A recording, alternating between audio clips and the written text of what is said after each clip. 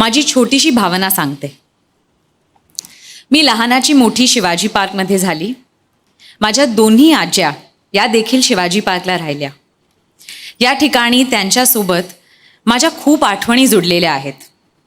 या व्यतिरिक्त आज इथे पैठणीच्या विणकामाचे प्रदर्शन देखील होत आहे. पैठणी ही आपल्या मराठी बांधवांची आणि भगिनींची शान आहे. या दोन्ही गोष्टींचा मेळ अशी आजची माझी कविता आहे. सादर करते प्रसिद्ध कवयित्री शांताबाई शेळके यांची कविता पैठणी.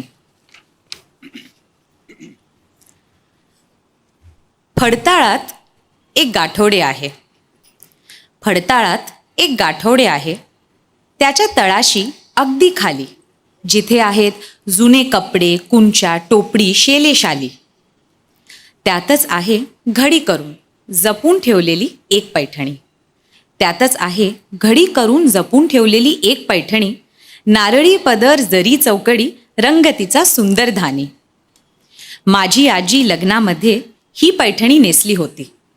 माझी आजी लग्नामध्ये ही पैठणी नेसली होती.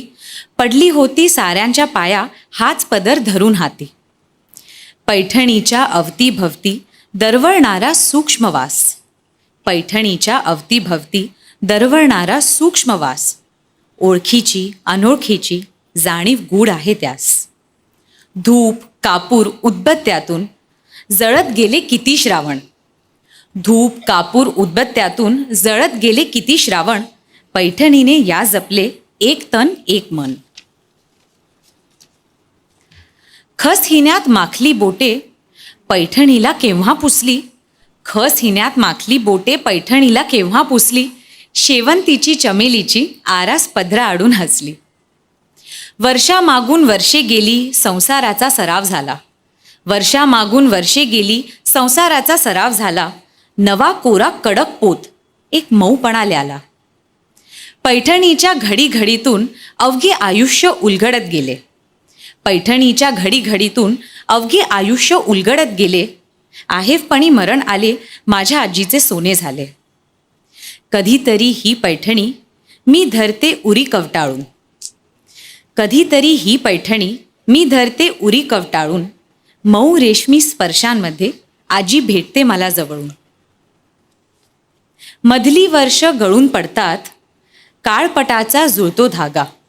मधली वर्षे गळून पडतात काळपटाचा जुळतो धागा.